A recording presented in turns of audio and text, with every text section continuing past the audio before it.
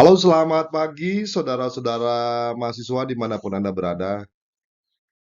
Pada sesi pertama mata kuliah tata kelola pemerintahan, kita akan belajar mengenai organisasi dan tata kelola pemerintahan. Jadi kita belajar konsep ya saudara-saudara. Nah, organisasi kita tahu ini merupakan sekumpulan orang-orang ya, yang semua bersepakat, punya tujuan, bekerja sama ya. Tujuan tersebut adalah tujuan yang disepakati, biasanya hal yang baik ya, tujuan ideal. Misalnya mengenai kesejahteraan, keuntungan ya, pelayanan yang baik dan lain-lain. Nah, ini terbentuknya organisasi ini karena memang punya kebutuhan tadi, kebutuhan tersebut yang disebut dengan tujuan tadi.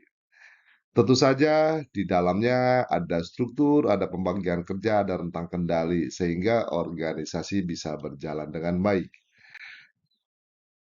Nah, sebagai sebuah organisasi yang merupakan kumpulan orang-orang, ada beberapa unsur yang penting, ya. Antara lain di situ ada tujuan, tujuan yang ingin dicapai. Ya, tadi saya katakan apa? Baik menyangkut kesejahteraan, ya, keuntungan, pelayanan yang baik kan seperti itu.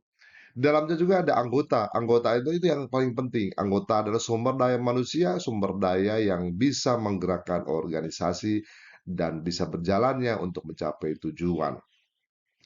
Nah, kemudian struktur disepakati, ditentukan, dibentuk ya. Tentu saja kondisional tergantung besar kecilnya organisasi dan tergantung juga seberapa besar untuk mencapai tujuan tersebut. Jadi ini ditetapkan dalam kesepakatan sebetulnya. Kalau dalam pemerintahan kan ada struktur yang resmi. Begitu. Kemudian juga untuk menjalankan organisasi dari struktur yang ada, diperlukan teknologi. Teknologi itu adalah sebagai tools ya. Sekarang hari ini kan ada yang disebut dengan IT, ada yang disebut dengan SOP, ada yang disebut dengan tata laksana dan seterusnya. Nah, itu untuk membantu bagaimana organisasi bisa berjalan. Antara bagian-bagian tadi, tujuan, anggota, struktur, dan teknologi ini dikuatkan dengan hubungan kerja. Hubungan kerja biasanya kalau dalam organisasi formal ada rentang kendali ya, karena struktur tadi ya. Siapa bertanggung jawab kepada siapa, siapa bertanggung jawab untuk mengerjakan apa, dan seterusnya. Nah, hubungan ini idealnya harus baik ya, demikian. Saudara-saudara mahasiswa, di dalam hal tujuan organisasi, tadi saya mengatakan bahwa adalah ini hal yang baik yang disepakati. Kalau kita berbicara organisasi di dalam pemerintahan, pasti berkaitan untuk kepentingan rakyat, kepentingan publik, ya.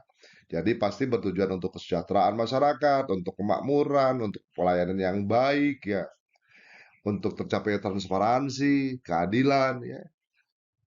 Demikian. Nah, untuk itu maka organisasi dibentuk, harapannya tentu saja agar orang-orang yang ada di dalamnya itu melaksanakan secara profesional ya aparatur pemerintahan atau birokrat pemerintahan tersebut. Saudara-saudara mahasiswa, di dalam pengelolaan organisasi ada istilah yang disebut dengan tata kelola pemerintahan. Ini hubungannya dengan kuliah kita pada hari ini. Nah, bahwa tata kelola pemerintahan ini atau istilah disebut dengan governansi, ya itu kan berkaitan dengan bagaimana organisasi dikelola dengan baik. Ini melibatkan pemerintahan dan seterusnya ya. Ini perlu dilaksanakan secara baik. Nah, ada prinsip-prinsip yang dilaksanakan di situ ya. Banyak sekali sebetulnya, tapi yang paling utama adalah perlu ada partisipasi, integritas, keadilan ya, responsibilitas, supremasi hukum, transparansi, dan akuntabel ya di dalam pelaksanaannya. Prinsip ini menjadi hal penting dalam sebuah tata kelola pemerintahan.